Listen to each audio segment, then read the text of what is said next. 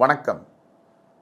உலகெங்கிலும் நிறைந்திருக்கும் ஆஸ்ட்ரோவேலின் நேயர்கள் சார்பாக, ஆஸ்ட்ரோவேலின் நல்ல நேரம் நிகழ்ச்சியின் சார்பாக அத்துணை சப்ஸ்கிரைபர்களையும் எல்லா அன்பு உள்ளங்களையும் எனது நண்பர்களையும் வருக வருக என வரவேற்பதில் பெருமகிழ்ச்சி கொள்கிறேன். எப்பவும் போல இறை வணக்கத்தை கூறி இந்த வீடியோவை தொடங்குவோம். வக்கரதுண்ட மகாகாய சூரிய கோடி சமப்பிரபக அவிக்னம் குருமே தேவ சர்வகாரியேஷு சர்வதா. தென்னாட்டுடைய சிவனே போற்றி, என் நாட்டவர்க்கும் இறைவா போற்றி.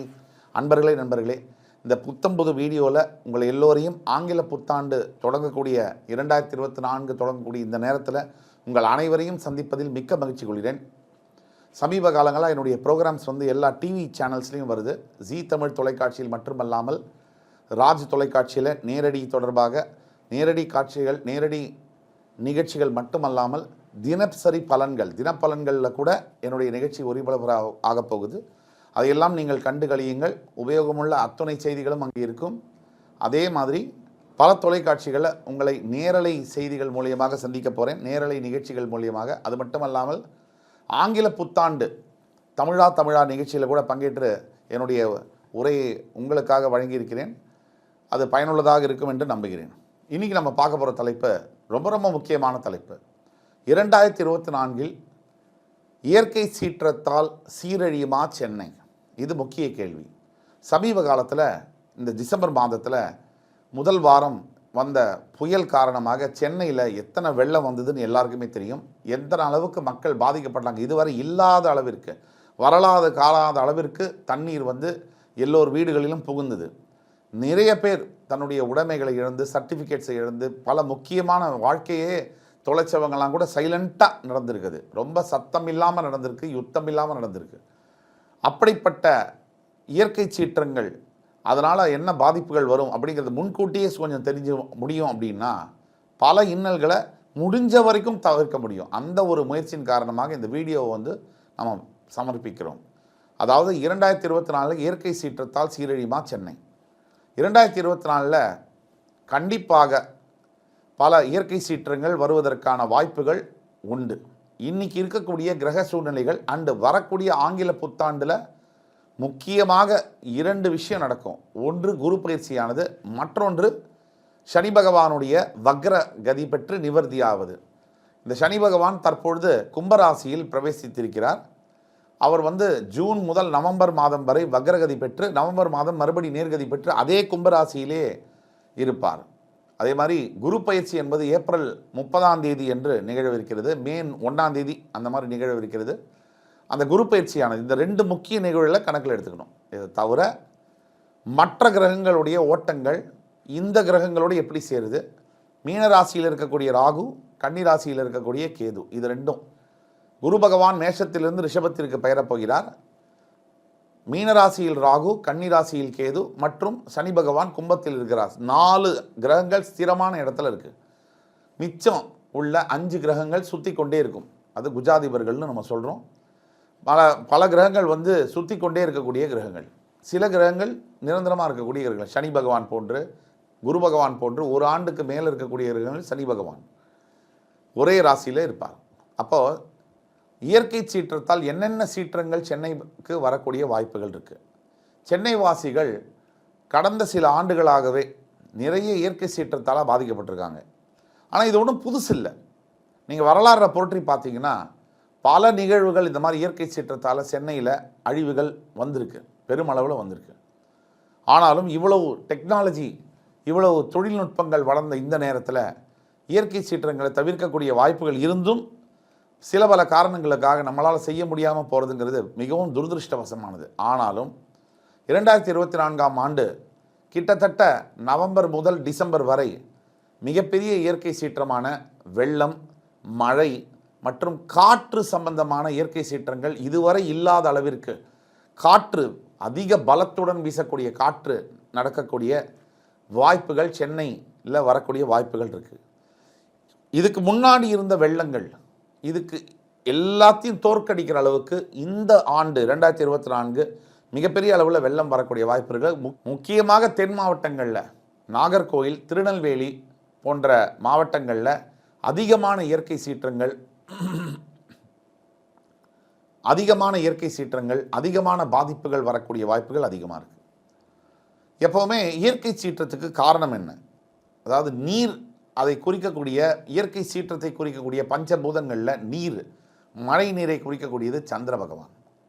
அது மட்டுமல்ல, அழிவுகளை குறிக்கக்கூடியது சனி பகவான். ஒரு பேரழிவை குறிக்கக்கூடியது ராகு, சனி பகவான். இந்த ராகு பகவான் மீன ராசியில் தற்சமயம் இருக்கார். சனி பகவான் அவருக்கு 12ஆம் இடம் என்று சொல்லக்கூடிய விரயஸ்தானத்தில் இருக்கார். ஆனால் ராகு பகவான் சனிக்கு அடுத்த இடத்துல இருக்கார். காலபுருஷனுக்கு 6ஆம் வீட்டில் கேதுவும் 12ஆம் வீட்டில் ராகுவும் இருக்கிறார்கள்.